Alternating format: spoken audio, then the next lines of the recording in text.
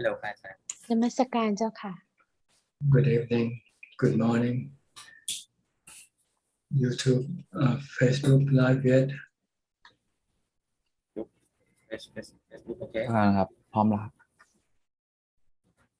Still not live.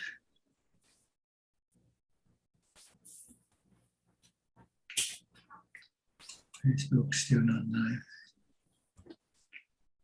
Okay, here we go. Facebook Live now. โอเคมีไลฟ์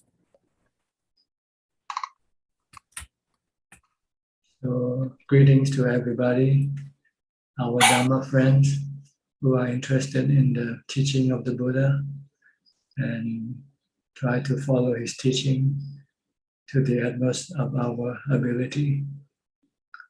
So, welcome the first person tonight, which is Mudita from Bangkok. Good evening, Katanajan. I would like to ask a question about Satipatthana Sutta on contemplating the body internally and externally, and I would like to know what it means. Well, internally and externally can mean two things. Internally means your own body. Right. Externally is other people's body. But you can also contemplate the outside part of the body, like the hair to the skin, Right. and then you contemplate on the internal side of the body, inner side of the body, the parts under the skin. This can also considered to be inner body and outer body. So what you want to contemplate is, it is anicca, it's changing, Right. and change from good to bad. It might be good looking today, but it can be bad looking the next day. Or it's good looking outside, but it's bad looking inside. So you have to look at many dimensions of the body. Look at anicca, aging, sickness, and death. Looking anatta, no self in the body. If you search the whole body, you won't find yourself in the body. Right. You just find the 32 parts in the body. Okay. And you'll find that it is made up of the 4 elements. The combination of earth, water, fire, and wind. So this is what you want to contemplate, to teach your mind to realize that the mind is not the body. The one who contemplates is not the body. Right. It's like somebody who studies the body is not the body. Okay. The body cannot study itself. Mhm. The body has no ability to study. It's only the mind that has the ability to study, to think, to know.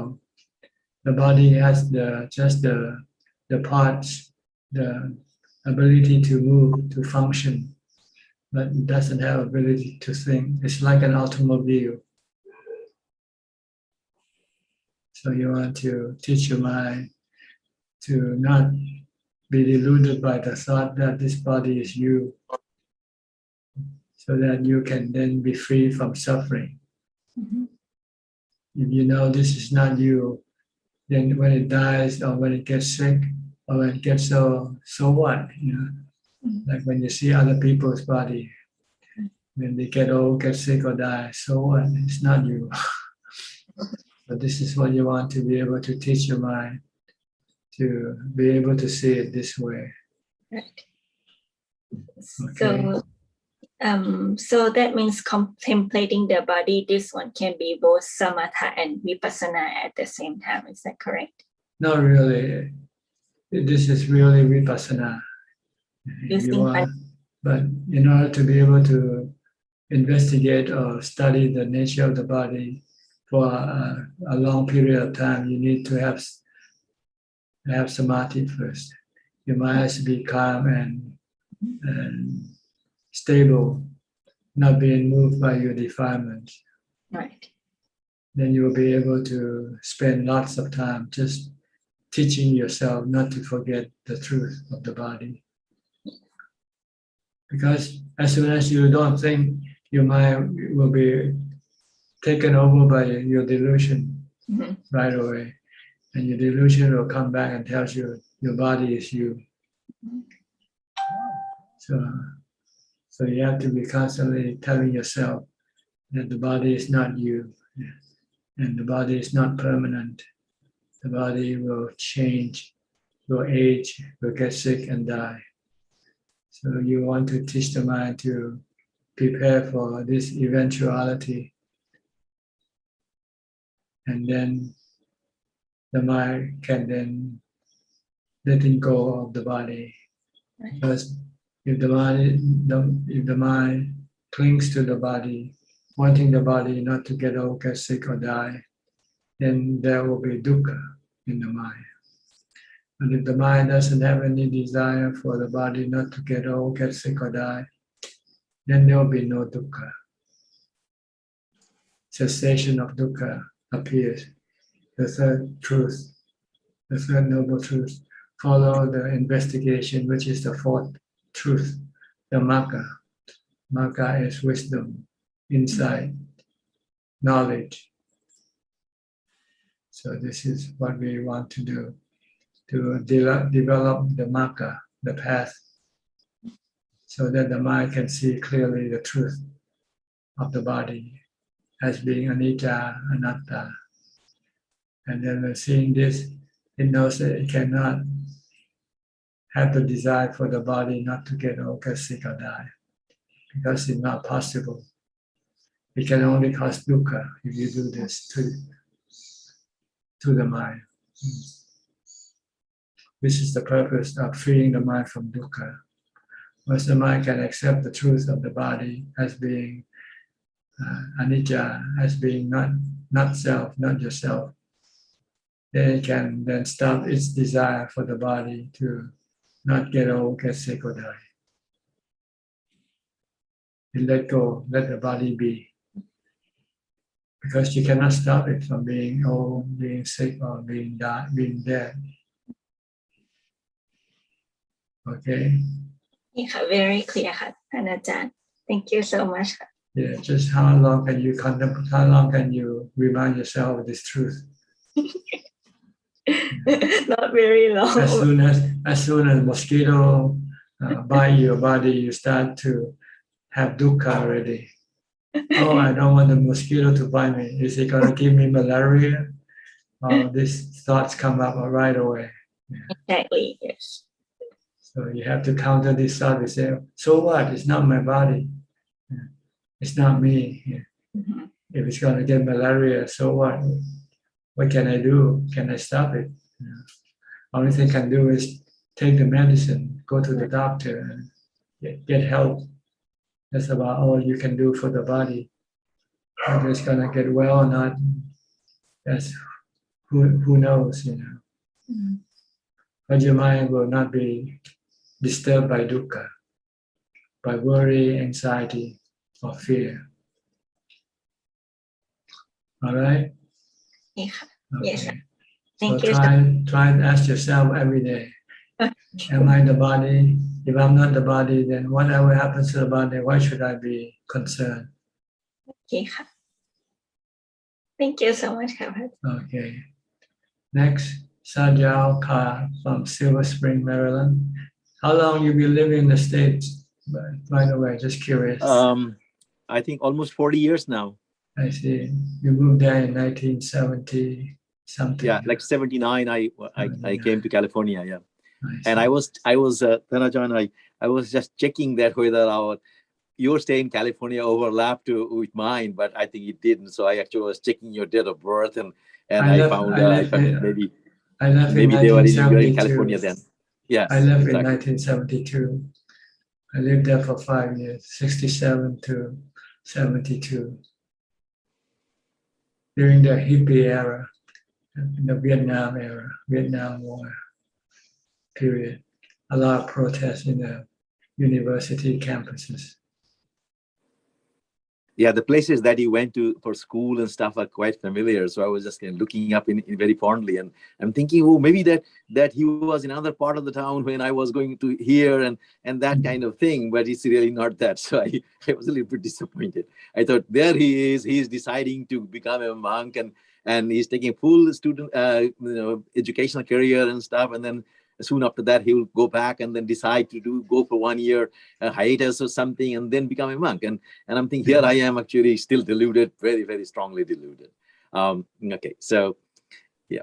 I think I don't know how to hold you up. I do not have a question per se, but something I noticed recently, a couple of books I sent thankfully from by Jupe, and there in one of the books you actually kind of nicely encourage to use the lotus position, and I have been doing the half lotus, and I think for the last couple of days actually I switched over to full lotus, and actually I noticed this could be just something that I'm observing, but I find that the sitting and this thing, it becomes much more kind of balanced. And even though I have not done that in a while, there is a slight pain stuff, but if I ignore that, I find that the body seems to be more kind of evenly balanced, and as a result, actually the somehow it's kind of it kind of helps. And I just wanted to bring that up with you, and because you asked me about practice, so that is a small thing that is connected to the practice that I think I'm going to continue in spite of the pain, and maybe rub my legs afterwards, and or start walking and then go back to the same posture. Yeah, so that's all. I don't have any questions. Good. I think that's a good posture. We'll lock the body in place, keep it stable. So if you can sit in half or full lotus, both are good positions. So in the Thai forest tradition, they use the half lotus. This the half lotus, not the full lotus. I think full lotus are practiced by the Mahayana tradition.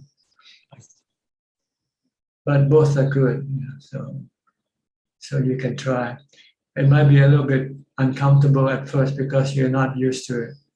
But after a while, the muscle and everything will more or less adjust to that position, and you won't feel any discomfort when you start sitting in that position.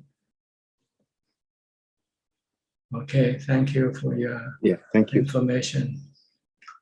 Next, Kok Seng from Singapore.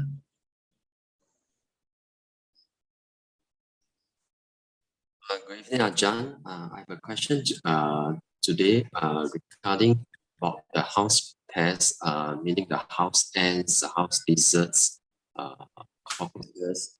So normally what I did was I just leave them alone. So if, for example, if the lizard is just crawling on the wall, I just leave it there. However, in the case of the house ants, sometimes they are in the path when I'm cleaning. So as far as possible, I try not to so-called, when I'm using a cloth to clean the table, I try not to clean over there. However, sometimes I was cleaning too fast and I unintentionally crushed the ants. So my question is, this is considered as unintentionally cleaning of the ants, and is there any karma involved in this case? This is my first question. It's not considered to be breaking the precept, so it's no bad karma, but it means you might not be as mindful as you should be, or as kind as you should be. If you see yourself being the ants, you might be more careful.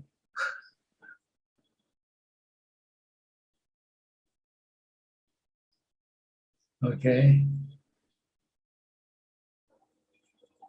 Any second question you have? Yes, it was actually related to just now what Vida was about when mosquitoes. I did experience sometimes when mosquitoes I saw mosquitoes biting me. So normally what I did was I just blow away the mosquitoes. However, sometimes this thought comes to me, oh, what happened if the mosquitoes was to bite my family members and so. So sometimes that I have this dilemma, or whether to blow away the mosquitoes or to kill the mosquitoes. so that the mosquitoes would not bite my family. So sometimes there were times when I was in a dilemma whether to kill the mosquito or just to throw it away. Or you can think like this, maybe it's time for them to get sick. Maybe it's time for them to die. If you can think like this, then you can leave it alone, leave them alone. Because you never know when they're gonna get sick or when they're gonna die, right? So if you think like this, then you sort of stop your worry and anxiety about them. Because when they're gonna get sick or when they're gonna die, you don't know, and you cannot prevent it when it happens.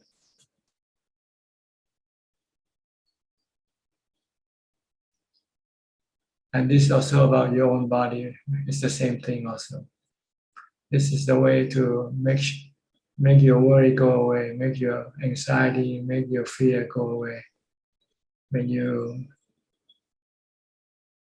are ready to face sickness and death, anytime, any place, because you don't know when it's going to happen. This is the real way of contemplating the truth. The truth is we don't know when, right? Where or how or what we're gonna be get sick with, we're gonna die by. So we just have to think like in this manner, not just about ourselves. Everybody else is the same thing. We know next week I might not be here with you, or you might not be here with me in the next week meeting. When you think like this, then you stop worrying about the future. Stop worrying about what's going to happen to people. You know for sure that things will happen. I think someone who raised their hand, please lower your hand and get in the queue in the back, or else you'll be waiting for forever. Because we have a queue according to the. All right, this is good enough for you. It's enough for me. Thank you, Ajahn. All right. Next, we'll go to Anuraji. Hi, Ajahn. Good evening.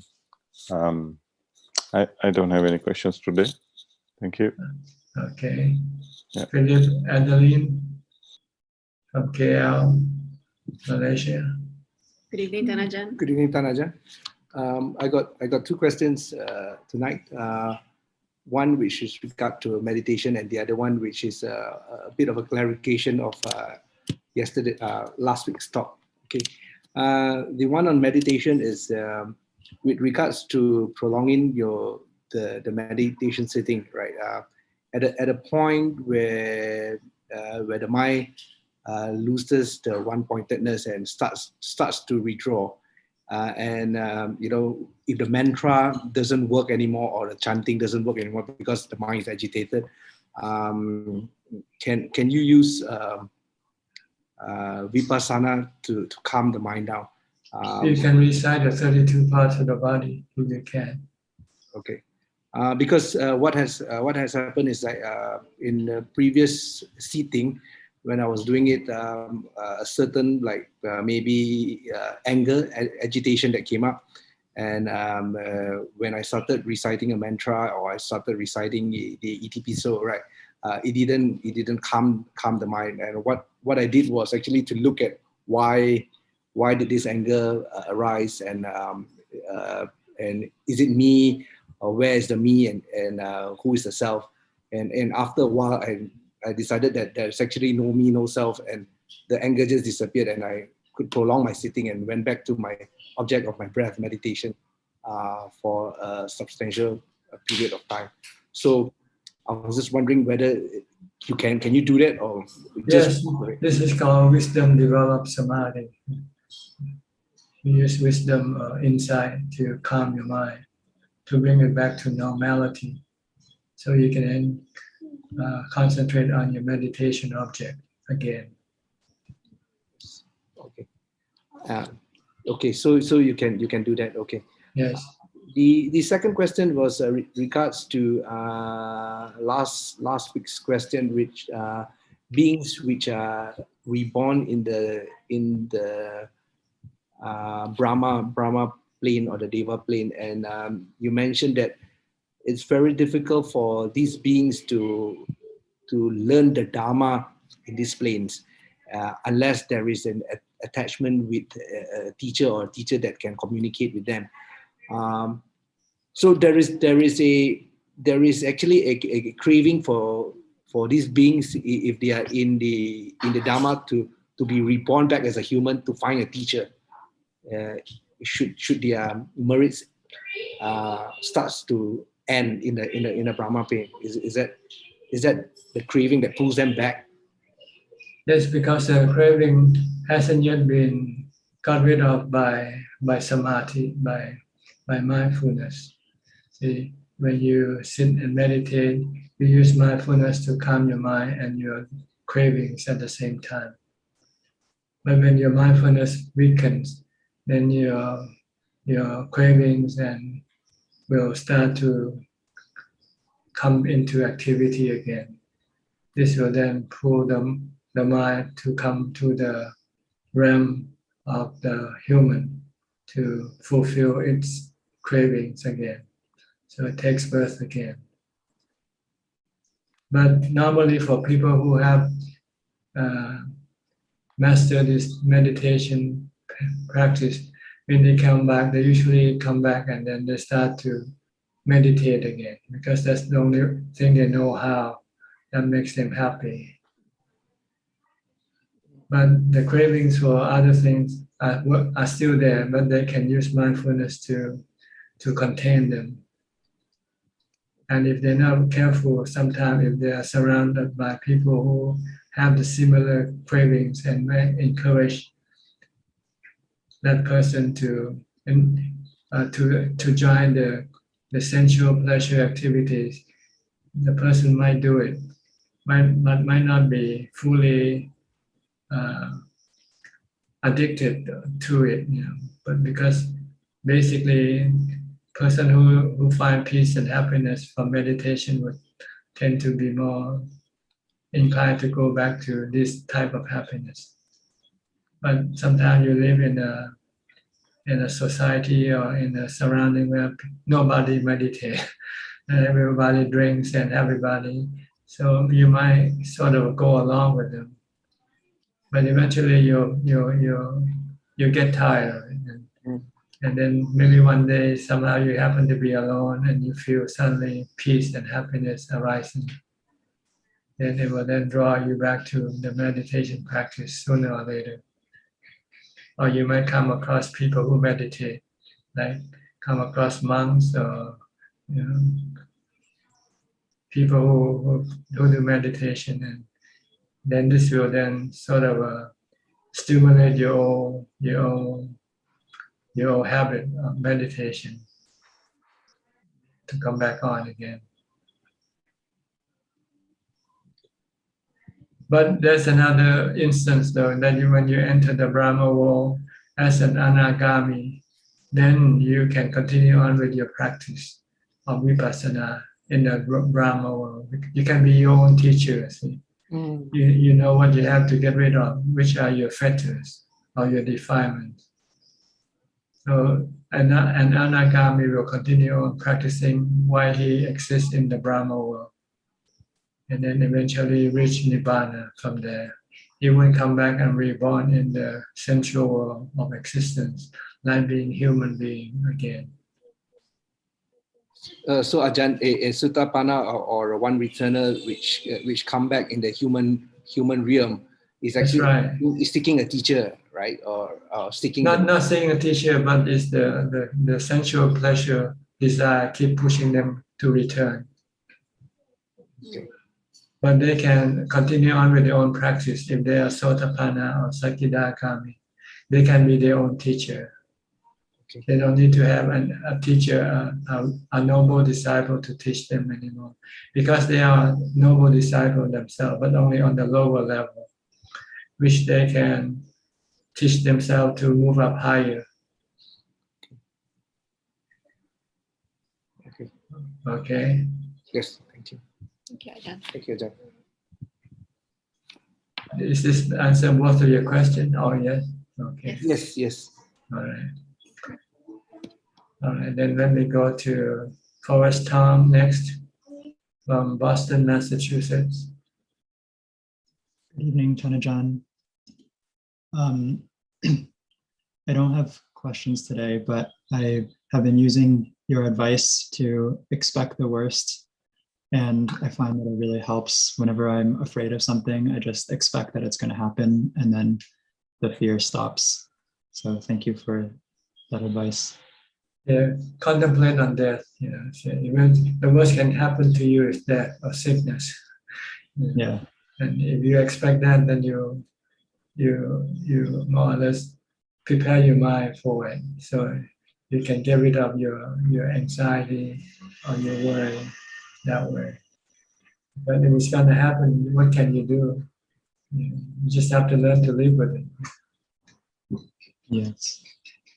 And then the other thing is that for the past month, I've been, in addition to the 5 precepts, I'm also doing the strict 3rd precept and the 7th precept. So I'm making my practice a little stricter, and I'm planning to continue for renewing every 10 days, because I don't yet have enough courage to fully do it permanently, but every 10 days I'm trying to renew my determination to do that. Well, just keep renew your contract every 10 days. When you finish your first 10-day contract, then renew them for the next 10 days. Just keep renewing. Don't stop renewing. Okay. Your subscription to the practice. All right. Thank you, Tanajan. Alvin from KL, Malaysia. Good evening, Tanajan.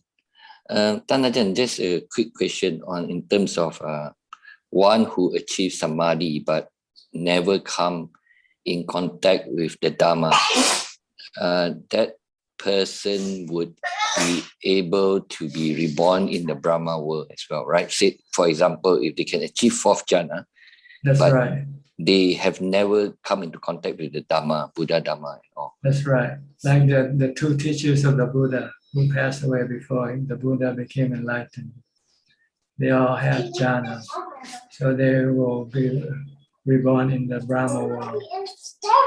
But they would not be able to hear the teaching of the Buddha because they passed away before he became enlightened. So he wouldn't know anything about the teaching of the Buddha. When he returned, the teaching of the Buddha might disappear from the earth, from the world again.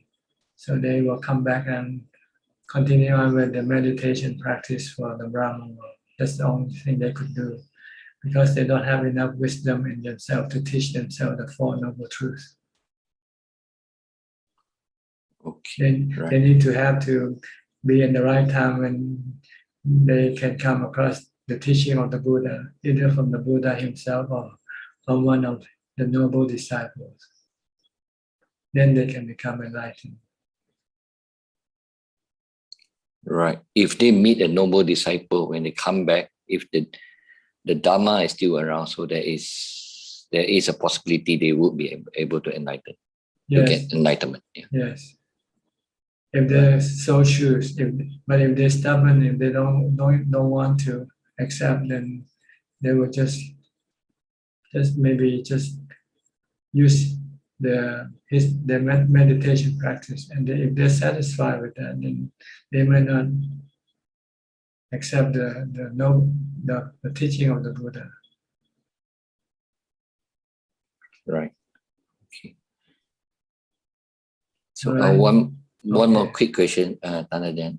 The chitta thing cannot be destroyed, right? Even if outside the samsara, I mean, ones that have gained enlightenment, the chitta will still be there. Right? Yeah, it's forever. It's not destructible. Your chitta, my chitta, everybody's chitta. But it keeps, the difference is just whether the chitta still continue in samsara or outside samsara. Outside samsara we call Nibbana. Inside we call samsara. Defilement is the difference. Defilement keep the chitta in the inside samsara, and the practice of the Noble Eightfold Path will get rid of the defilement, and then put the chitta in the Nibbana side. Okay, thanks. Thanks, Tanajan. Okay. Next, Alfredo from Brazil, Sao Paulo, or near Sao Paulo. I cannot hear you. You have to turn on your microphone. Unmute your microphone. Yes. Okay. Okay, you doing okay? Okay. All right. No question. Just to say hello. And Nibbana is a choice, Bante. Any persons have a little feel that Nibbana is prejudicial to person because he not practice. He have samsara how object. If you're still addicted to the sensual pleasure, then you find Nibbana very difficult to practice. But if you can see that sensual pleasure brings you more suffering than pleasure, then you might want to try for Nibbana instead. Yes. Okay? All right. Yes, I remember Nibbana is very good to me to not feel of samsara, to continue my practice. Okay. Good. Tell yourself samsara is dukkha, while Nibbana is sukha. Yes. Okay. Nibbanang paramang sukham. Yes. Samapapasa Yeah. Karanam Kusala Supa Sampada Samsara, Satchitaparitapadam. samsara paramang dukkham. This is my Yes. own saying. Samsara paramang dukkham. Yes. Okay. Very good. Remember to. Just remember the two are different. Just in the one word, the D and the S. One is D, is dukkha. The other one is S, is sukha. Nibbana is paramang sukha, the supreme happiness. Samsara is the paramang dukkha, supreme suffering. Yes. And to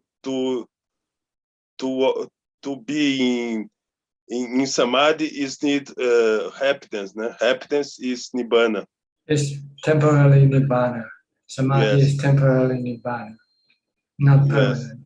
Yes. You have to transform samadhi into nibbana by wisdom, by seeing the Four Noble Truths and the three characteristics of existence. Then you can get rid of your defilement that way. Yes. Okay? Okay, thanks. Good to see you, Alfredo. Good too. Okay. Thanks, Mante. All right. Next, Lillian, Malaysian, living in Bangkok. Good evening, Tanajan. I have one question today. Let's say you are sitting on meditation and you have to keep your back straight, right? But what if you feel like your back is very, very tired and very pain? Is it okay to just switch the position a bit while still meditating, or we should just insist on that sitting on that position no matter what? See, once you start your meditation, then forget about your body. Okay. If you think about it, don't just ignore it. If you think maybe it's leaning to the left, maybe it's leaning to the right, just don't try to move your body, because you'll be distracted from your meditation. Just keep concentrating on your meditation object and leave the body alone. Okay. Okay. If not, then you'll be just moving back and forth between your meditation and your adjusting your position of your body. Okay, Every time you adjust the body, it means you'll be starting your meditation. You come back to zero. You come back to zero again. That's true. But if you feel very painful, what do you like? Very uncomfortable at the back? Recite the mantra. Just recite the mantra. Okay. And when your mind let go of the painful feeling, then you'll feel peace and calm and not disturbed by the painful feeling of the body. Okay, I'll try that. Okay, All thank right. you, Tanachan. Or chanting, if you cannot recite a mantra, do some chanting. Itipiso. Okay. All right. Okay, thank Good. you. Next, Belinda from Singapore.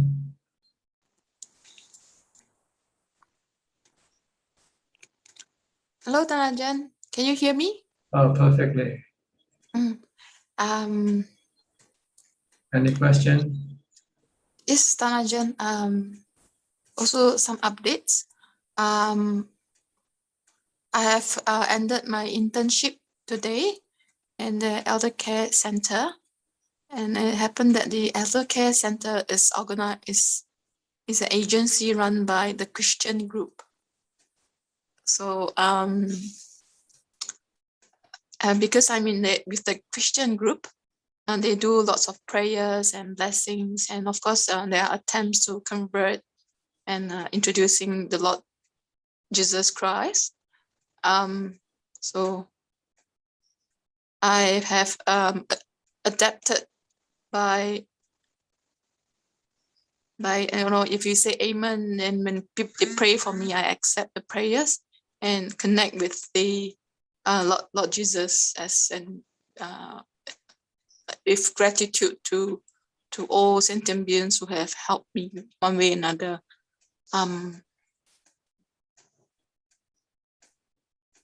But not forgetting the triple gem is inside with me. Is it the right way? How is the right way to pay respect of other religion at the same time maintaining our own faith, satta to triple gem? Same way like when you pay respect to people you know, you pay respect. You show respect doesn't mean you have to abandon your faith in the Buddha, Dhamma, and Sangha. It's two separate things. It's not either or. You respect this person and then you don't respect the Buddha, Dhamma, and Sangha. No, you can respect everybody. So when we are in a site where majority are Christians, and Okay, when in Rome, do what a Roman does.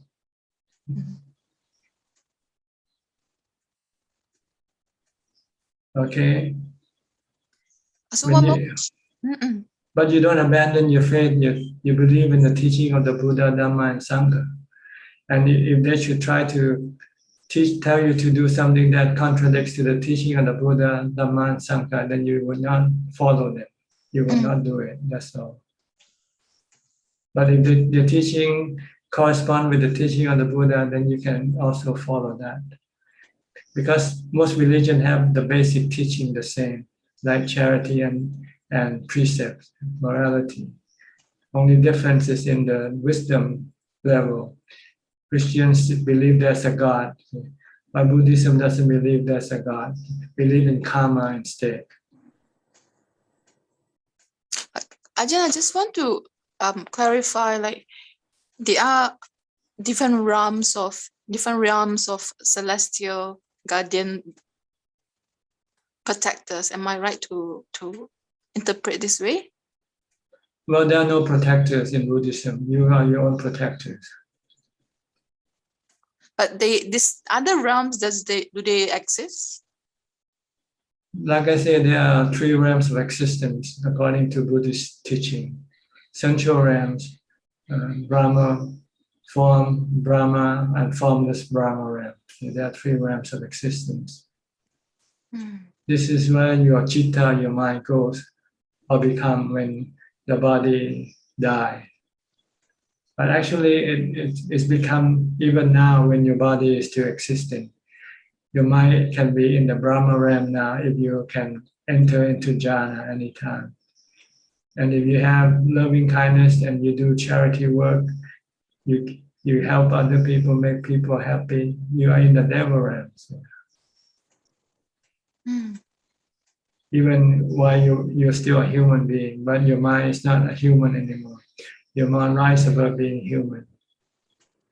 Being human means you have to keep the 5 precepts, that's all. If you can maintain the 5 precepts, then your mind is a human.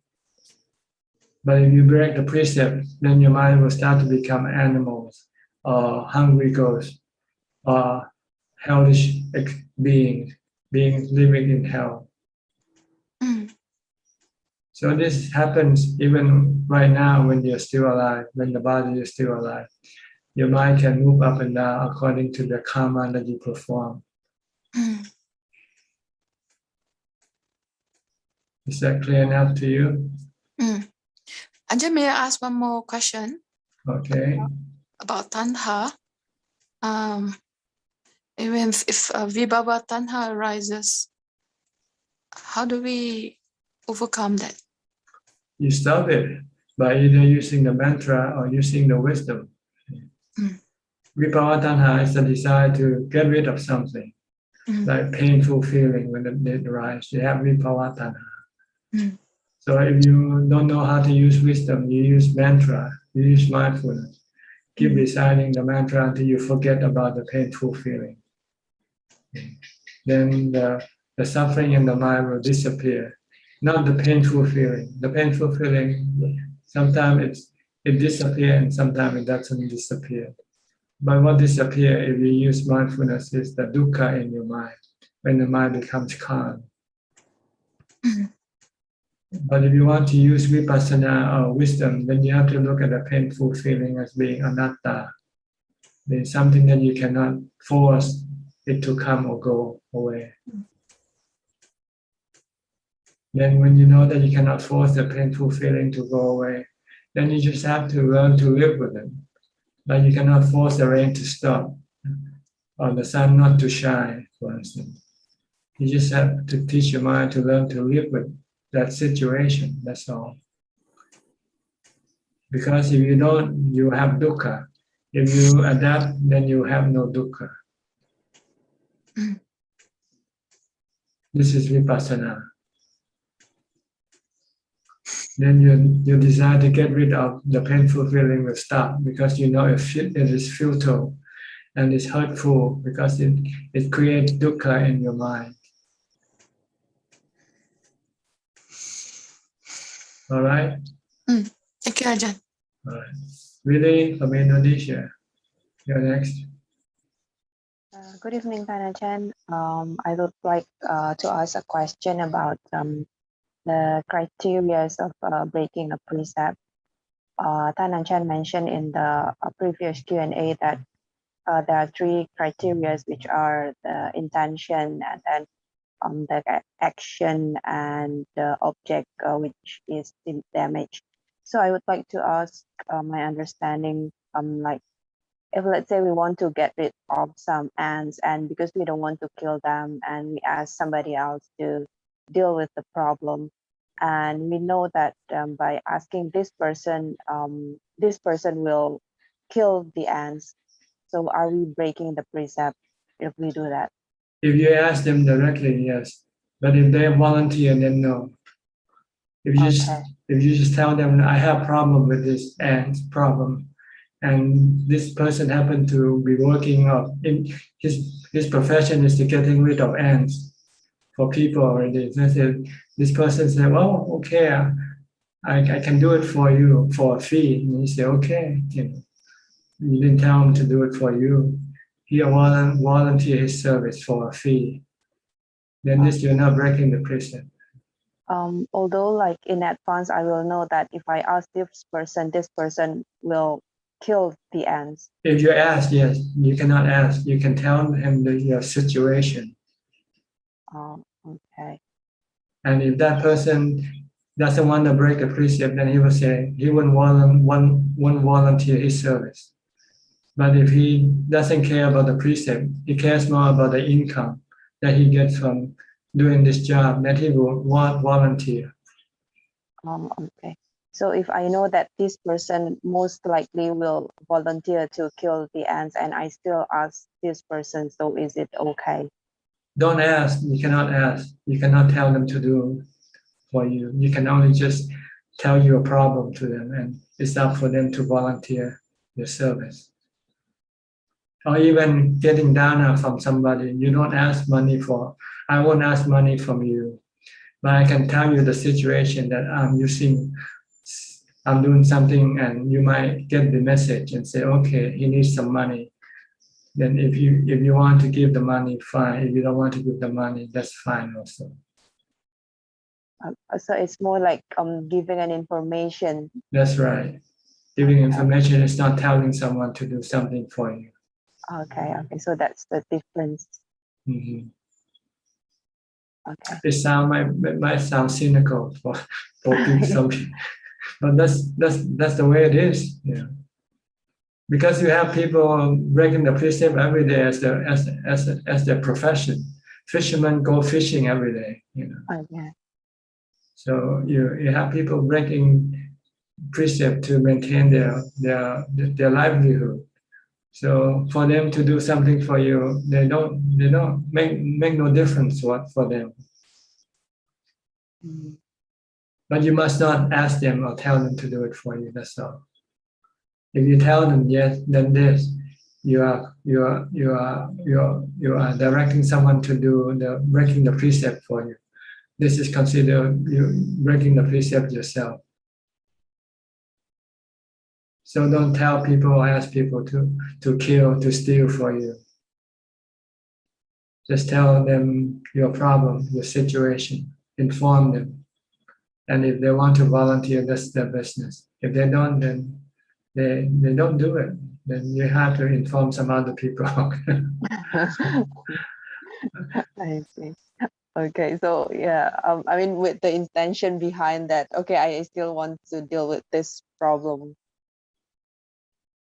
Like monks cannot cut trees or branches of trees. Yeah, but we have lay people who do this thing every day in their normal life. They cut trees, they cut branches. So when monks say, "I have problem with these branches, it's keeping gonna break the roof," for instance, then the layperson will want to make merit. They think that doing service for the monk is a form of merit. So they volunteer the service.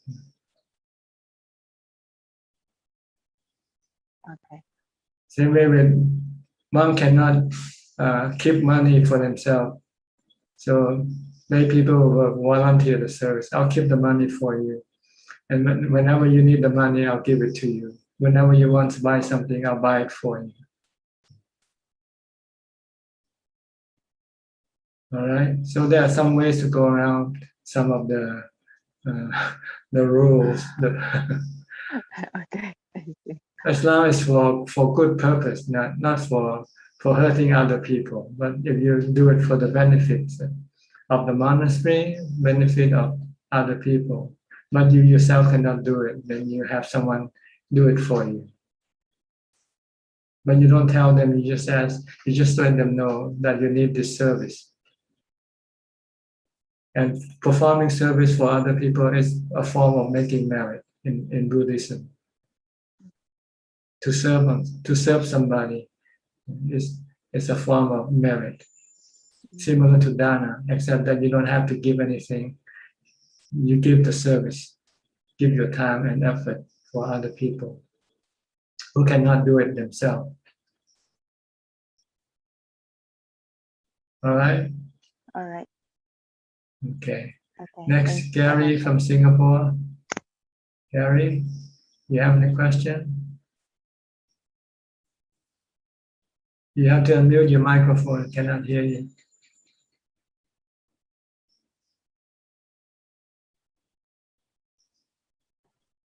Good evening, Tanajan. No questions from me tonight. Thank you. Okay. Then let me go to Siddhartha from Indonesia. He's the brother of Willie. They both used to practice here at Vanya with us, live and practice here. Okay, Siddhartha, you have any question? Good evening, Tanajan. Today I don't have any question. Thank you. You should be asking question by now. I've been telling you many times before not to ask questions. Oh, thank you so much, Tanajan. I will. I think I know. What I should practice. You should stop thinking. You should stop thinking, because as soon as you start to think, then the question arises.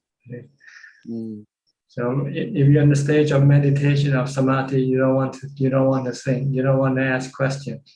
Okay.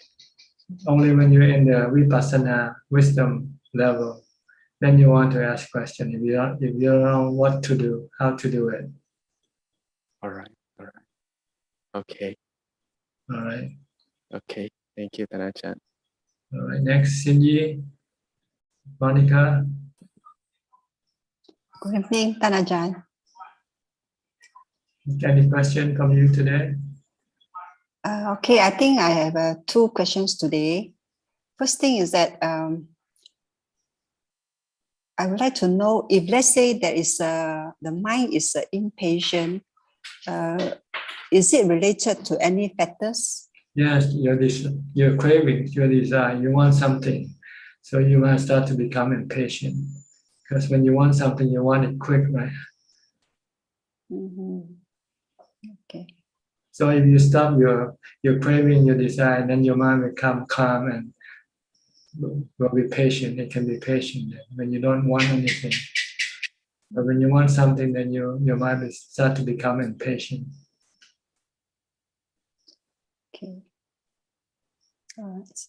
Then the second question is, I have read your article sometime in 2018, where you mentioned that the mind moves by thinking. And also when the mind is enlightened, it has stopped thinking. Does this happen when the person passes away, or is it when the person is still living? No, I think you misunderstand what you read. The mind, whether enlightened or not enlightened, can still think. Okay. But only an enlightened mind doesn't think by the way of the defilement. It doesn't think about greed, hate, or delusion. Like the Buddha still uses his thoughts he thinks, but he thinks only about Dhamma. Okay. He doesn't think about cravings, desiring, greedy, wanting money, wanting this and wanting that. But he thinks about how can I help this person? How can I teach this person? Okay. You still use thinking, whether after you're enlightened, you still use thinking. But you use thinking for the purpose of helping other people with the Dhamma teaching. Oh, I think this one, your answer is response to a person at the point of death. I don't know. I cannot remember the situation. Oh, it is 2018, quite long. So that means the mind is moves by thinking. Yes, so, most minds are driven by the defilement, by ignorance, by delusion, thinking that I am. So when there's an I have to look after me. I have to look after myself first. So that's why we have problem, because everybody looks for themselves. Then they clashes against each other. But if they think that there's no self, they're just knowing and thinking, then there won't be any clashes.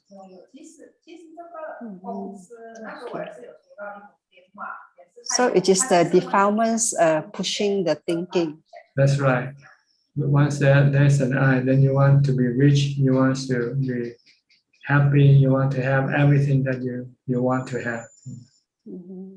But when there's no delusion, then you know that the mind doesn't need to have anything. The mind needs peace and quiet and stop thinking, stop craving, stopping desiring. That's all. Yeah. So it's very hard to remove the delusion. That's why you have to start with first by using mindfulness. Once you can stop the thought from thinking with delusion, then the next thing you teach the mind, the thought to think with wisdom. Think that everything that you want is dukkha. Anything that you want will give you dukkha sooner or later. And when you see this, then you don't want to have anything.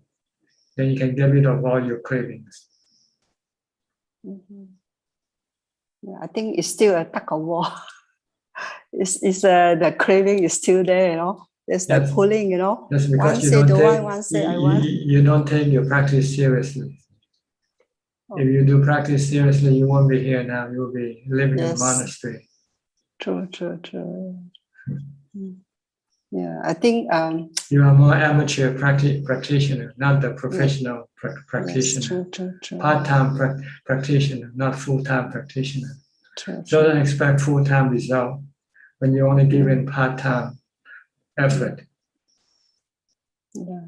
Okay. So it's always a tug of war. Yeah. Front, going in and then coming out, going in and coming out. When you practice, then you're pushing your delusion. But when you stop practicing, then your delusion keep pushing you. Yeah. Okay. All right. All right. Okay. Thank you, Tanajan. Okay. Sri and Check, you're next. Any question? Hello, Tanajan. Any comment on my speech today? You seem to notice something. Sure.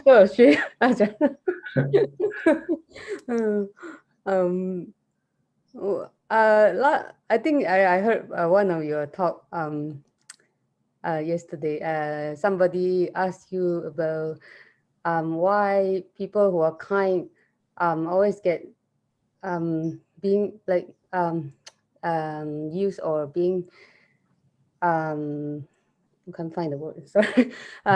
Like I always get pushed by like people. And you said that it's because they are stupid. So how to be kind and how to be kind and smart, Ajahn? Well, you have to have wisdom. You have to know whether this person really needs the help or not. If they need the help, then you give them the help, or give them the proper help that they need. Don't just give money, for instance. Maybe you should teach them the way how they make money. Teach them how to make money. Then once they know how to make money, then they can make money on by themselves. So they don't have to keep coming back and ask you for more money. Like I think there's a Chinese saying is that don't give the fish, teach them how to fish. Once they know how to fish, then they don't have to come and ask you for the fish. Oh, you know that saying, Ajahn. Yeah, exactly. Yeah. That's what kindness means. Kindness with sensibility or with wisdom. You don't want to help them and then they start to abuse you or try to use you. Right. The word I was speaking, I was taking advantage of. Like Yeah, usually, taking advantage. yeah, a lot of Then people. if that's the case, then you have to have ubeka. You have to stop. You say no. You have to know how to say no. When you know they're taking advantage of you, then you just have to say no. If they want to borrow more money, say tell them to go to the bank. I'm not the bank.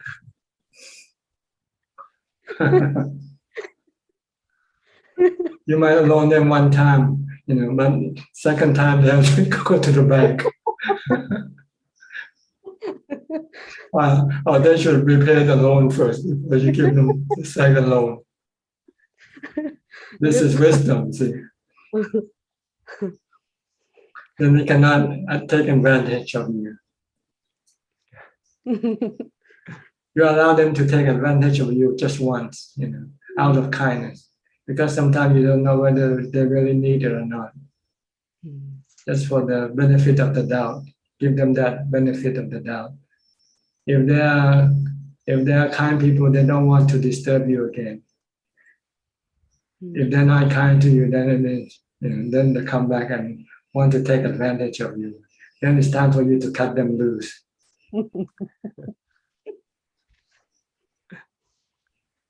Right?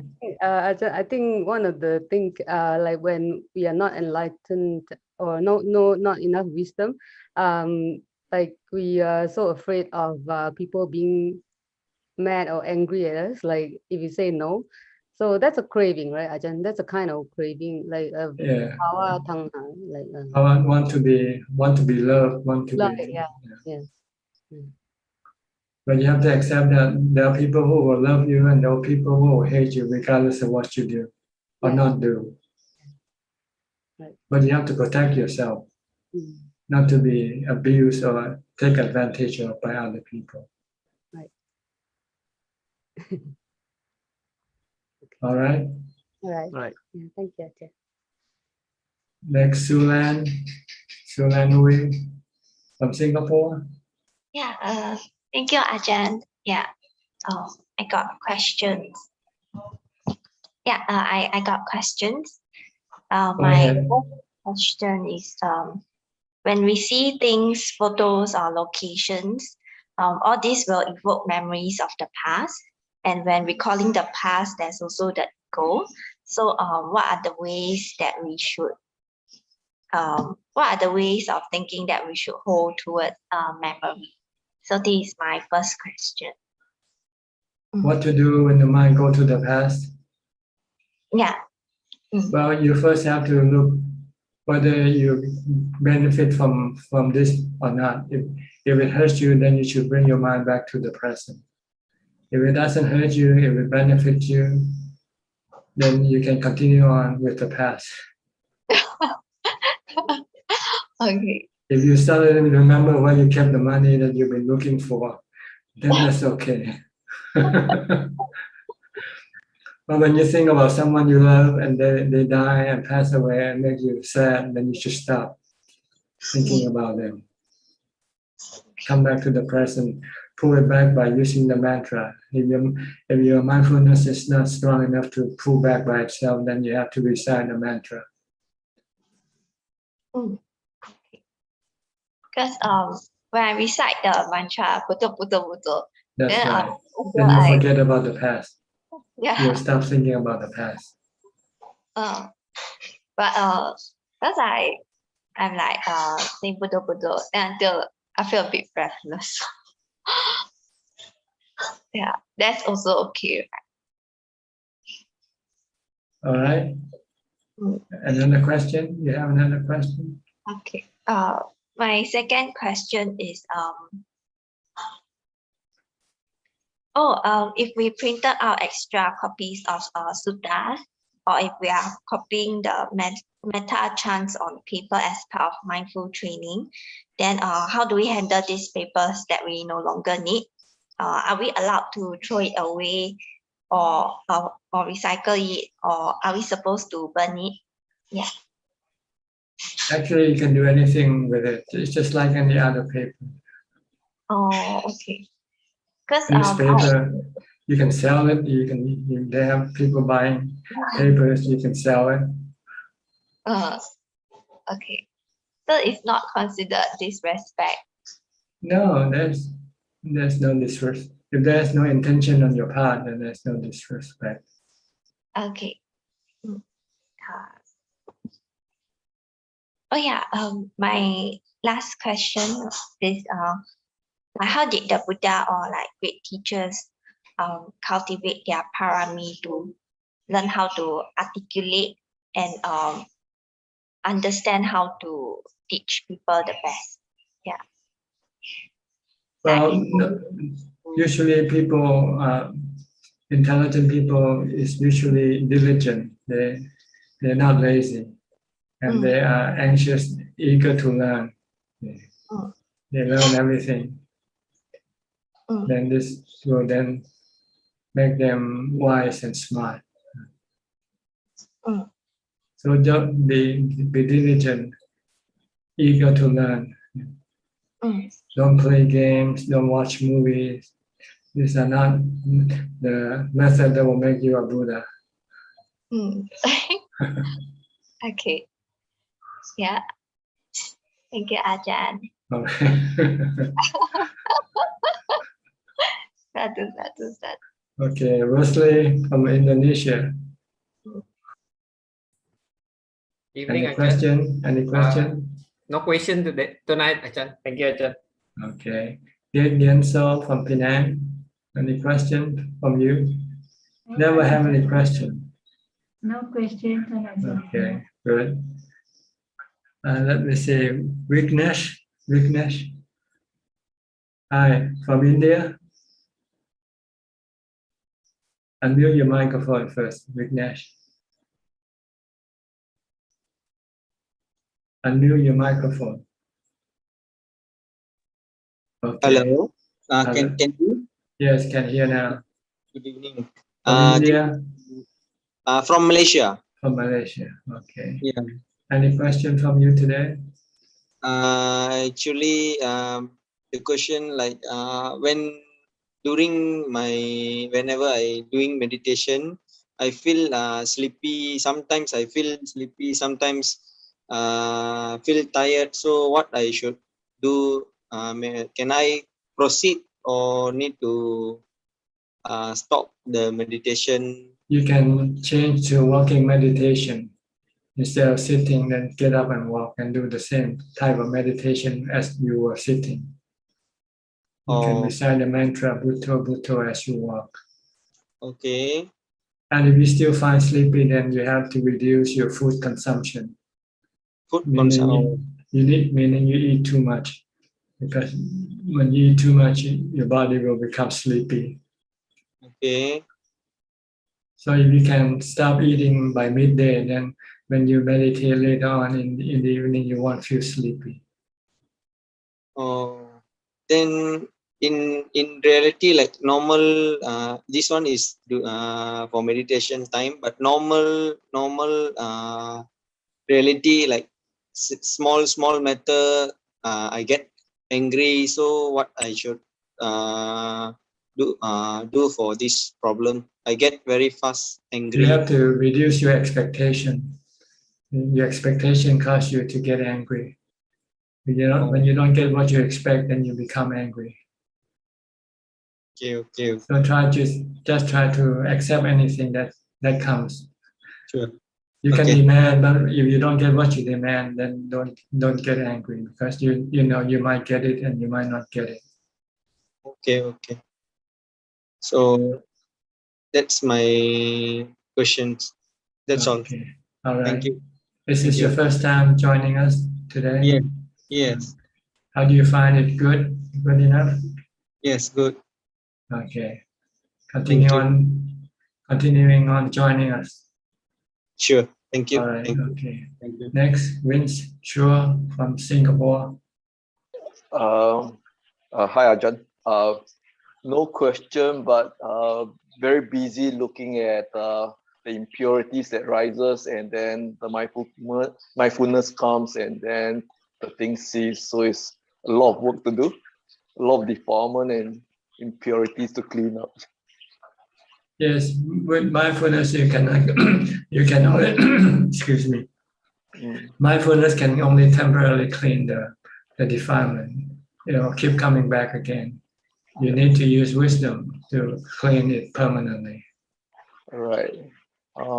Another question probably when I have I think when we are alone, it's easy to watch the mind, but when we are some social interaction, probably I like to feel the feeling at the heart area, such that using mindfulness or feelings is easy to detect the impurities that rises.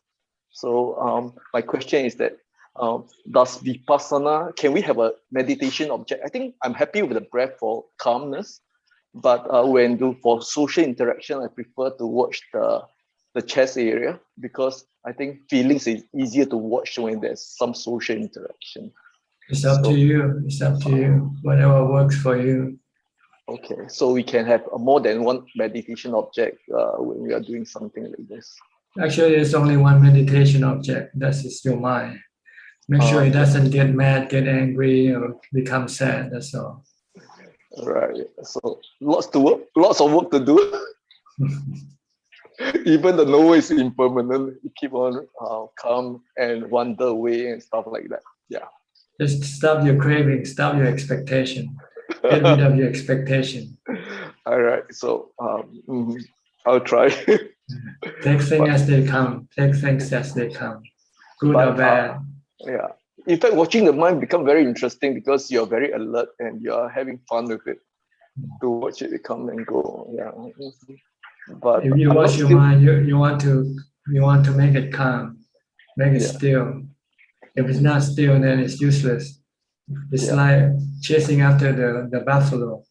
The buffalo will not stop running, and you sooner or later will get tired of running after it. You should stop the buffalo. Use the rope, tie it to a tree or something. but I think I'm more happy when I'm alone watching it. Yeah, when people, You'll be more happy if you can steal the mind than watching the mind. Okay. So don't Let's forget try. the purpose is to steal the mind, not just to watch the mind. Okay. And keep it moving. You have to stop it. You watch it to stop it, not watch it just to run after it, to follow it. Okay. So let me try the whole week for stillness. I'll see you on next Tuesday then. Thank you, Ajahn. Okay. Next, Jolin Tay from Singapore.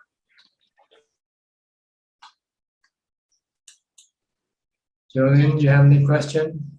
No question today. Thank you. No question today. Yes. All right. I think Evie is next on the list. Evie from Indonesia. Any question today? Yeah, Ajahn. Can you hear Speak me, louder. Ajahn? Yeah, okay. Namo Buddhaya, Ajahn. Ajahn, why is my practice like walking in the place? Like keeping the needle standing in the water. So hard. Because you don't have mindfulness. The lack of mindfulness is the cause of failure in your practice. So you have to keep developing mindfulness. Keep reciting the mantra. Stop thinking. I think I rather like to Anapanasati than reciting the Buddha, because when I reciting the Buddha, it can make me headache. No, it depends on what your position is. If you're I can sitting, hear you, Ajahn. if you're sitting, then watching your breath is okay. But if you're moving, it's very hard to watch your breath. I cannot hear you. Well, there's something wrong with your speaker. Everybody else can There hear is me, no all right? sound, Ajahn. Okay, and then it's your problem. Yeah, I cannot hear Ajahn say what. Maybe the signal are not good. Maybe the noise in the background. No noise, but the signal. But you can hear me now. I can hear now. Okay. Why when I reciting the Buddha, that is kind of my head are Okay, starting watch what. headache. Just focus on what you do when you're not sitting. When you're eating, focus on your eating. When you're washing your dishes, focus on your washing dishes. I mean, when I sitting meditation, I cannot say Buddha. Okay, no need to Buddha. Then use your breath. If you sit, then you can watch your breath, but not in other posture, because it's difficult to watch your breath when you're doing something. Yeah, it's right. When I'm doing something, I just Buddha. It's okay. Okay. And it seems when I meditation, it seems like I have to let go of all new desire. Then my body can be silent all, and the breath will start to disappear. But I become busy looking for breath again. At this moment, if I think I just a little thinking pops up, I will get up from here, Ajahn. When I start to lose my breath, I will be see why my breath is gone now. Where is my breath? I was that is a little thinking. Where is my breath? Where is my breath? And I comes up from this condition. What should I do? Just stay at the same point where you used to see the breath. If there's no breath, just watch the emptiness. But no breath. So okay, there is breath, but you cannot feel it. If there's no breath, then you die. Yeah, and And when If you don't die, then it means I there is don't breath. die, Then you just cannot feel it. That's all. So you don't feel it. You just watch the emptiness. Just make sure your mind don't think. That's all. just focus from Yeah, at the to same here. point. The same point. Focus at the same point. No breath is okay. Just Okay, no focus. problem. Focus here. Maybe the breath is very subtle. Yeah. Okay, Ajahn. I will try it. Okay, Ajahn. Okay. Mm. Constance from Singapore. Yeah. Good evening, Ajahn. I have no question today, just happy to join and listen. All Thank right. you. Thank you. Okay. I think that's about all the people who wants to ask questions.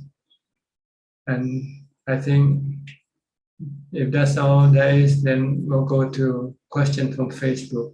Okay. Kula, are there any questions from Facebook today?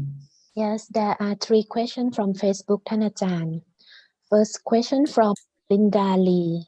On the 5th precept, I took a few mouthfuls of wine just for tasting, not with the intention to be intoxicated.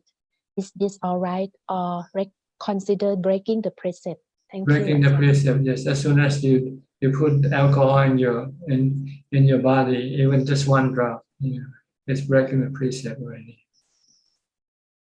And next question from To Tang Peng. Dear Ajahn, is it right view or wrong view or okay for a Buddhist to believe that using chanting specific mantra will help to eradicate bad previous done karma? Thank you. This is wrong view. You cannot eradicate your past karma. Your past karma is already done, and it just takes time for it to take result. That's all. So you have to prepare yourself to receive the bad karma, the result of your bad karma, your past karma. And last question from Ho Keen. For lay people, if you want to faith to Buddha teaching as Ajahn is a teacher, what's your recommend? I don't understand the question. Can you read the question again? He said for a lay people, if he want to faith to Buddha teaching as Faith, Ajahn. what do you mean by faith? Faith, F-A-I-T-H, faith. F-E-I, faith. If faith, faith is a noun. It's not a verb. Yes, he write in this way. So if a person want to have faith, or want not to have faith in the Buddha. He said for a lay, if he want to faith to the Buddha. He wants to have faith in the Buddha. He wants to believe in the Buddha. Yes, and what's your recommend? Well, this is what we are talking about. We have to have faith in the Buddha, Dhamma, and Sangha. This is the basic thing that every Buddhist have to have, or else they won't come here. They won't study his teaching, the Buddha's teaching. And there's one question just coming, Thanachan, from Tutu Pan. I am Tutu from Nepal. What is the difference between sankhara and karma? Sankhara is thought, and karma is action. That can be done by thought, speech, and body. So these are two different things. Karma are action done by your mind, by your speech, by your body. Why sankhara are your thinking? What you think is sankhara. All right. Anybody would like to ask any question? You're welcome. One more. Yes, one more just coming from Facebook from Melvin Tay. Hi Ajahn, is there necessary to ask for 5 precepts in chanting every day, or is it okay as long as we practice keeping 5 precepts? No, once you keep the 5 precepts, there's no need to ask for 5 precepts anymore. Only ask once, which is mean resolution. When you set up the resolution only once. From now on, I want to keep the 5 precepts. Then you just keep continuing keeping the 5 precepts. You don't need to take the resolution every time you chant or every day you get up in the morning. Some people like to take resolution of the 5 precepts before going to sleep, which is crazy. When you go to sleep, you don't break the precept anyway. No, so you only do it once. Once you know that you are keeping the 5 precepts, then you just have to be mindful of keeping the 5 precepts. You don't have to chant. But the chanting will remind you, will make you more mindful, then you can chant. You can chant the 5 precepts if you like to reinforce your mindfulness, to remind you that you have to keep the 5 precepts. Like monks, every 2 weeks, we monks have to come in and reinforce our 227 rules, the Patimokkha. Every 14 days, the Buddha said monks should assemble, and one of the monks then will recite the 227 rules to remind the monks what they have to do, what they have to observe. Or else they can forget, especially with 227 rules. So every fortnight, every 15 days, monks will gather in the shrine, and then one of the monks will be the one who will recite the 227 rules. Ajahn, there are 6 more questions from Okay, Facebook. go ahead. Question from Melly Teng. Question from Ellie Hassan. Ajahn, my friend asked me to text. He is asking whether should split when relationship has broken or stay because the marriage already have been 20 years. Whether should split, should what? Or stay. Whether should split or stay, it's up to you. You want to stay or you want to go? You don't ask me, you ask yourself. Next question from Jenny Lim. When I meditate in the morning but not sitting in the evening, can I still improving in meditation? The more you practice, the more you will improve. This is the basic rule. The less you practice, then the less you will improve. So if you want to improve, then do more. Increase your practices. Next question from Eddie Gan.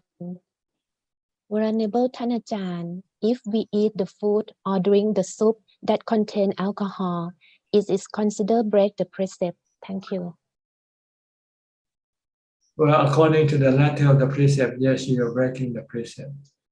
But according to the spirit, you might not be breaking this because you don't drink it as a drink, as an alcohol.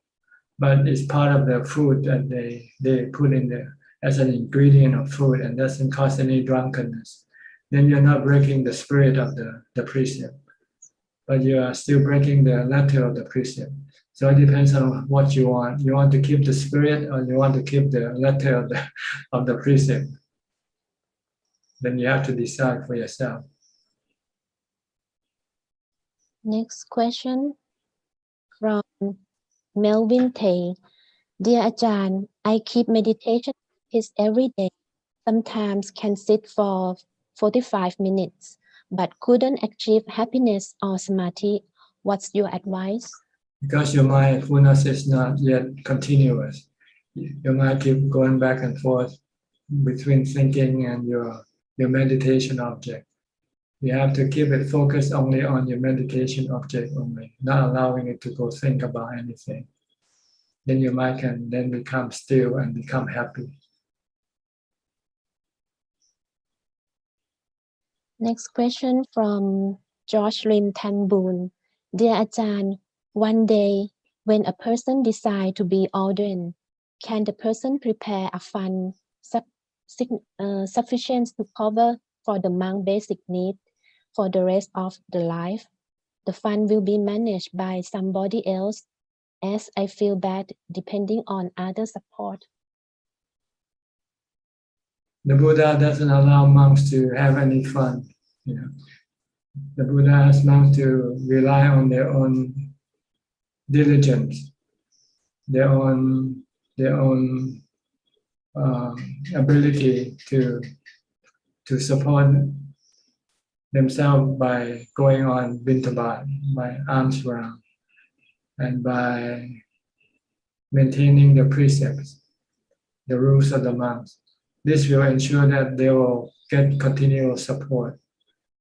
So as becoming a monk, you don't need to have any fun, because this can be can hurt you, because sometimes when you find you have difficulties or you lack something, instead of trying to teach yourself to learn to live with what you have, you might rely on the fund to buy things for you, which you might not need to have really. So it's better not to have any fun. And besides, if you do, if somehow you get discouraged after you become a monk for a while, you might decide maybe I can go back, and because I have some money waiting for me again. So you have to cut off the thing that will lure you back into the lay life. Cut off the bridge, disconnect the bridge. You know, if you have the bridge, then sometimes your defilement will convince you to go back. You know, when you go through difficult times, hard times, or when you're not moving forward, then you might become discouraged, and then you start thinking about the money that you save to support your ordained life. Maybe I can use it now. I'll come back later on. You know. So this can be harmful to your monkhood. If you don't want it to become harmful, then don't have any money. Don't need the money, unless if you're not ordained, like some women, they cannot ordain as monks do. Then they have to have a certain amount of money to support them. But this can also be dangerous for them, because sometimes they might use it wrongly. Instead of for supporting their practice, they can disrupt the practice by spending money on some other activities. Next so I recommend you don't need to have any money when you become a monk. You don't need money. Being monks, you are well supported. Next question from Melvin Tay. Dear Ajahn, I practice dana and sila, but I don't feel great happiness, as I think that is an obligation of Buddhists. Is that acceptable? Well, you get some happiness, but they are minimal as compared to the happiness you will get from meditation. So you want to also, besides practicing dana and sila, you want to practice bhavana also. That's when you get most of your happiness from. Next question from Ho Keen. At the time meditation, changing the way of breath can break continuous calmness. You don't change your breath. You just keep watching your breath. Leave the breath alone. Whether if the breath becomes coarse or becomes subtle, or whether it becomes long or short, just don't force your breath. Just keep watching your breath. Next question from Tin Jack. Dear Ajahn, thank you for the wonderful talk again. Can I know what the difference between attaining arahanthood and abuddhahood? Is it the same kind of nirvana? Thank you. Okay, no question, just comment, right? There are 3 questions just coming,ท่านอาจารย์ Question from Tin Jack. Dear Ajahn, thank you for the wonderful talk again. Can I know what are the difference between attaining arahanthood and abuddhahood? Is it the same kind of nirvana? Thank you. Yes, the same kind of Nibbana, same destination. The difference is the Buddha taught himself the way to get to Nibbana, while the Arahant uses the Buddha's teaching to teach them to get to Nibbana. Only one person can teach himself to go to Nibbana. Then once he knows the path, then he can teach other people to go to Nibbana. They become Arahant, noble disciple of the Buddha. Because it's very hard to teach yourself to get to Nibbana. For most people, it's almost impossible. Except for one exceptional person we call the Bodhisattva, who has this special ability to be able to teach themselves to get to Nibbana. Then once there's a Buddha, then it's easy for other people to get to Nibbana. Next question from Ho Keen. If I alert and hold my body to prevent it bend down when meditate, is it right? No, you forget about your body when you meditate. You just keep watching your meditation object. Forget about the body once you start meditating. And last question from Melvin Tay. Dear Ajahn, is there anything left after one achieves arahantship? Where does arahant reside? Everything's still the same. The body is still there when you become an arahant. Like the Buddha, he became an arahant at the age of 35, and his body was still healthy and strong. So he lived for another 45 years, his body. It doesn't mean that when you reach arahantship, then your body will then die. No, your body and the mind are two separate entities, not dependent on one or the other. But they coexist with each other.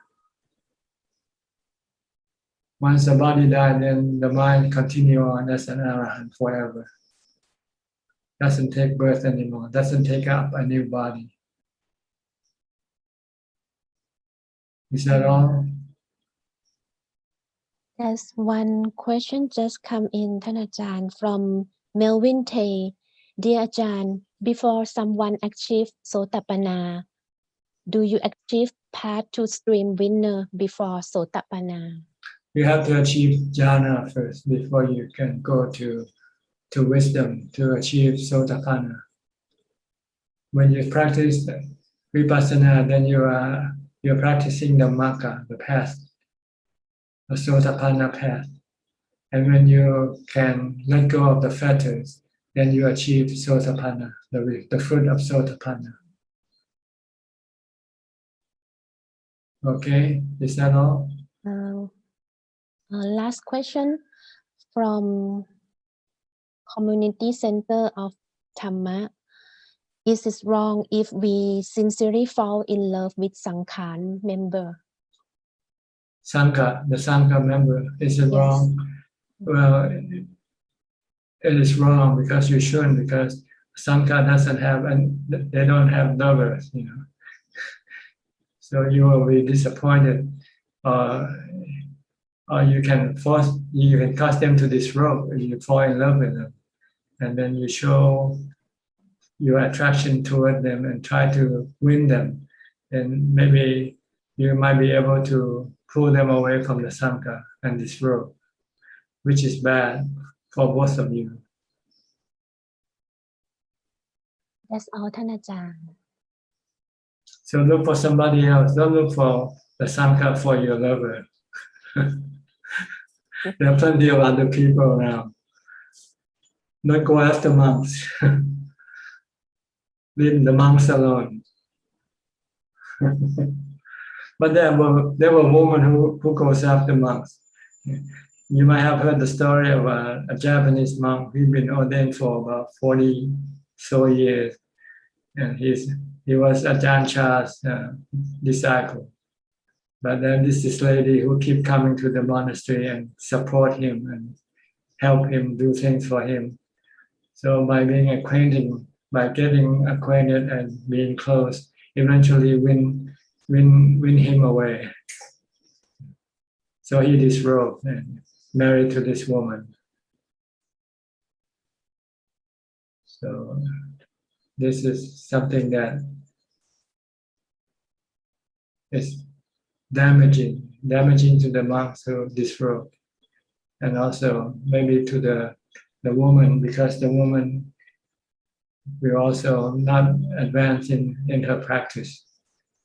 She's still under the influence of the sensual pleasure desire. Instead of overcoming, ridding of the sensual pleasure desire, they both increasing the sensual pleasure desire. The more will be the time spent in samsara. Then the more dukkha will follow. The more aging, sickness, and death will follow. All right. Anybody has any question?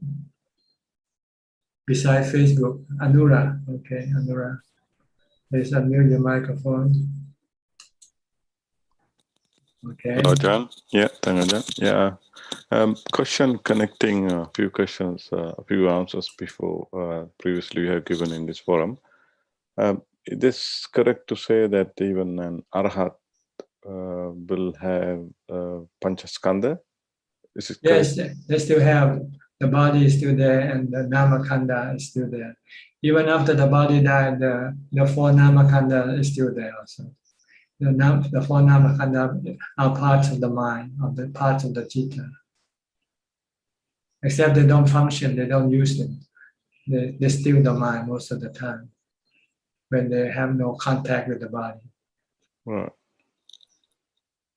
Okay. Okay. Thank you, Tangaja. Thank you. Okay. Anybody would like to ask any question? Sulan Uwe, you first, Evangelist Sierra. Yeah, thank you, Dajan. Yeah, I have questions. So a question one is that is it good to hold this view that if let's say in the future life, I hope to still be able to practice together with my family and friends and be able to help them like in this path in the future lifetime. Is it the right view to hold? It's not, because you don't know the future. You cannot predict what the future will be. So it's better to have the view that I should practice now with them and become enlightened in this lifetime and get it all over with. This is a better view, better than, and you can do it. The Buddha said you can do it in 7 days, 7 months, or 7 years. Okay. Then but if let's say I cannot do it.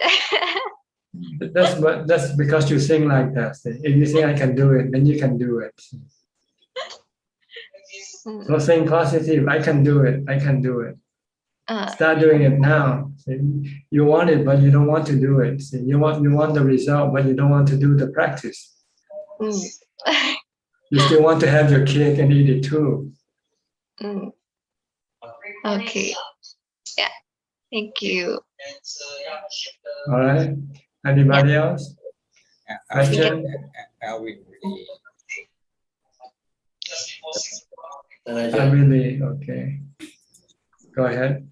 Tanajan, just now you mentioned that you need jhana to go into the stream entry path.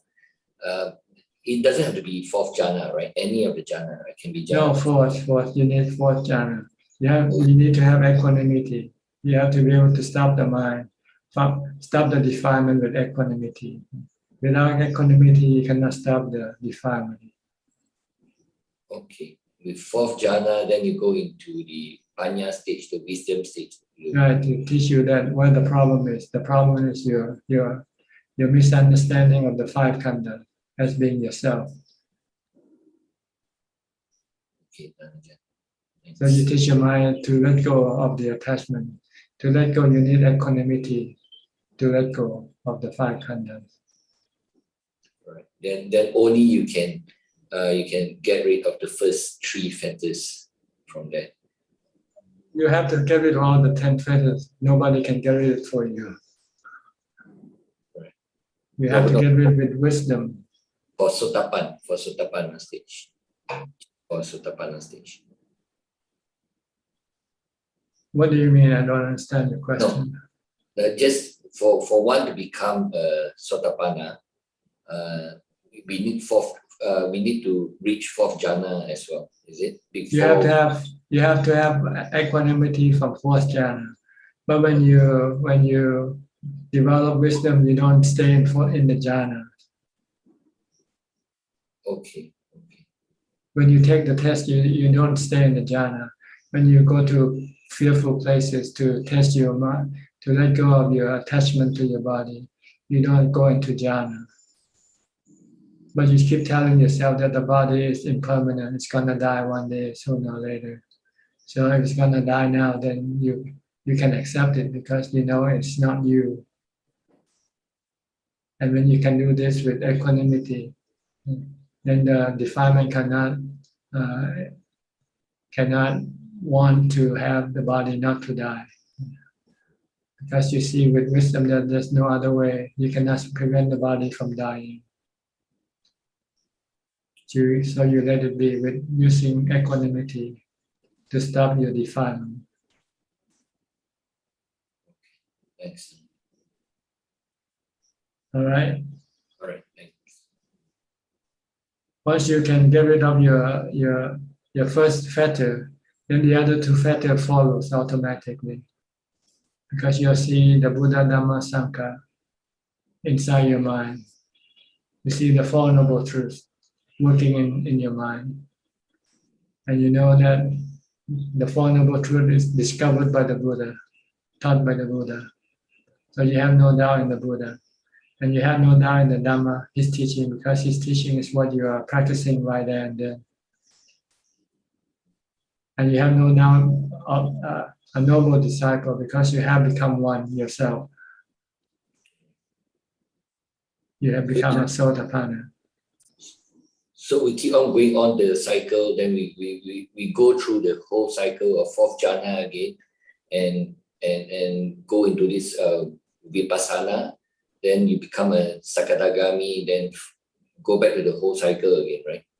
Now once you have jhana, you can always maintain it. See? Anytime you feel that your mind become restless, you can enter into jhana to recharge your equanimity.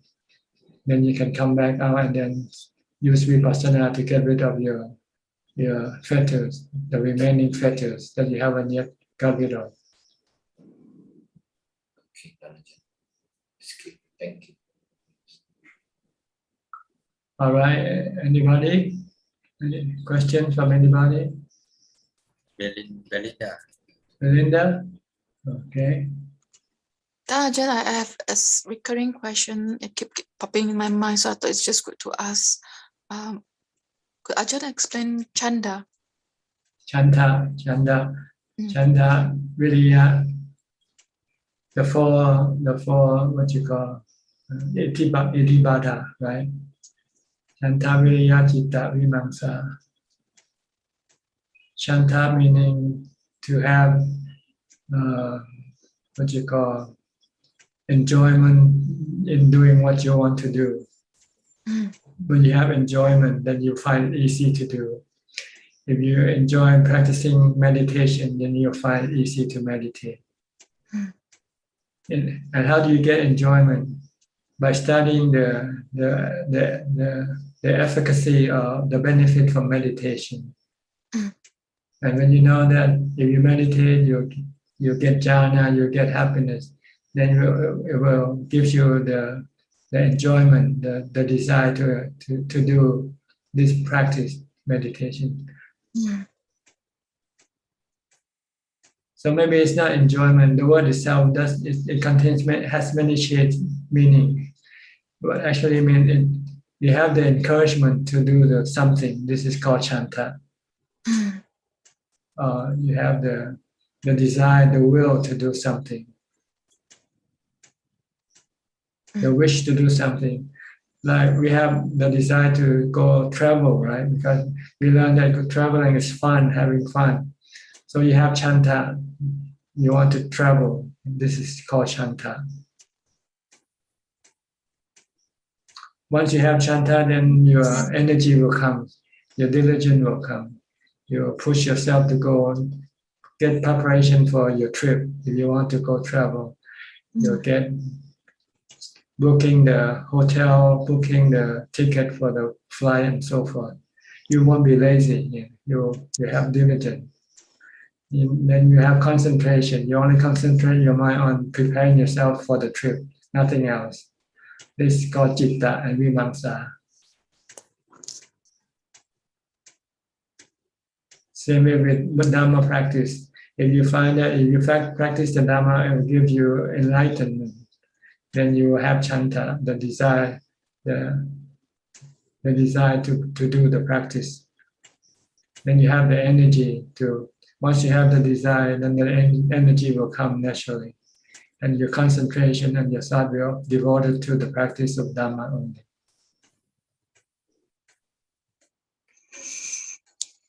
All right, this is clear now. So can we apply chanda in work? Yes, the same thing, anything. It can be anything. Study, you want to become a doctor, yeah, if you have chanta, you will succeed. If you like to study, if you want to study, if you enjoy studying, then you will succeed.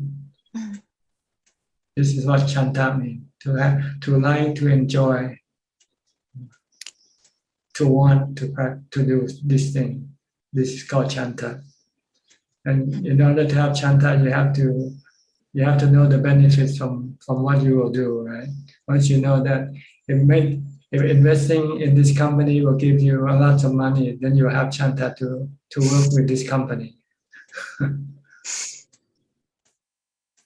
So when we applied chanda to everything that you want, either Dhamma or worldly stuff, doesn't matter.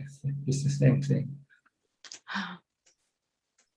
But for us practitioners, when we apply chanda for lay people,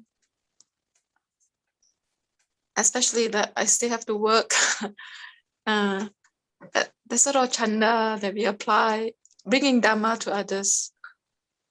That's not the right chanta, because you don't have Dhamma. How can you bring Dhamma to other people when you yourself don't have it yet? You first have to have the Dhamma first before you can bring the Dhamma to other people. I didn't ask. I learned to be in present, keeping anapanasati when I help people with dementia. And I find if I can keep the mind back to the present moment, the present on anapanasati, not having the mind to think, it helps the person with dementia to come back to present too. So without having to say anything, but I just have to be in present to the body, and it sort of helped the other person too.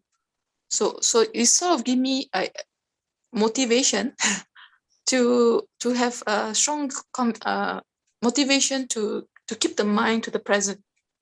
That's right. This is chanta. Motivation is chanta. This is the right word. Motivation is meaning chanta. Okay. So is that also can consider as practicing while helping at the same time? Yourself or other people. You first need to help yourself first. Yes. Before you can go help other people. So by feeling that I know that I'm meeting someone with dementia, I'm going to help the person, and that gives me more motivation to be keeping the mind in present. That's good. That's good. There's also a chanda. Am I right? Yes. You see the benefit from doing these things, so you want to do it more. And you want to share with other people. Okay? Okay, thank you, Dhanajan. All right. Anybody else? It's EV. EV again, okay. EV. Namo Buddhaya, Ajahn. Can Ajahn hear me? Yes, yes. Ajahn, is have a desire. Desire is a hindrance because a half year ago, my sitting meditation are very easily enter. I say a little bit stranger state, because when I meditation, it's like entering a room very suddenly, like just change condition, just change, and I have to explain. It is very different condition because I am like a new human. I only can say I am new human. It's very clear. My breath goes in, goes out are very clear. I am like new human. I cannot explain that I'm very happy in this stage. And the happiness can last up to for 2 days. I am very miss this condition, Ajahn. But now, If you can create it once, you should be able to create it again. yeah, but now it can. It's very difficult now. Because you lost the way, you forget how to make it happen. I forget it. Yeah, and I am thinking now, am I unable to enter this stage because I have a desire, and That's desire right. is a hindrance. The desire to have what you have is the hindrance to your practice. You should forget about the past what you had. You should concentrate in the present. Keep the mind still. And that way, how can I remember that way again, Ajahn? Because like Well, I if just you don't do remember, just restart with yeah. mindfulness. The mindfulness will eventually bring you back to that point. Is that the samadhi, Ajahn? I don't know. Yes. That's called samadhi. Oh, yeah. A half year ago, I am very easily to enter that stage, but now it's never again. And I am so missing Because that you don't stop stage. thinking. You don't stop thinking. You keep thinking. You keep desiring for it. See? So you'll never get there. But as soon as you stop thinking, you'll get there right away. I guarantee you. Okay, Ajahn. Yeah. So I have question. Sometimes I see alcohol. Yeah, I very want to drink just a little cups. A little cups, and the alcohol is It only start with full. it always start with a little, then it continues, then it moves up to a little bit more, then before you know it, you drink the whole bottle. Only 4%. I don't only 4%. I have read it. Oh, the composition only of 4%. But Don't touch it at all. If you want to meditate, don't touch it at all. Okay. Even one drop. Throw the bottle away as soon as you. Or give it away. Don't keep it in the house. Don't keep it near you. In my mother's house, not in Give my it house. away. Yeah. Okay, Ajahn. Anybody else? Any question?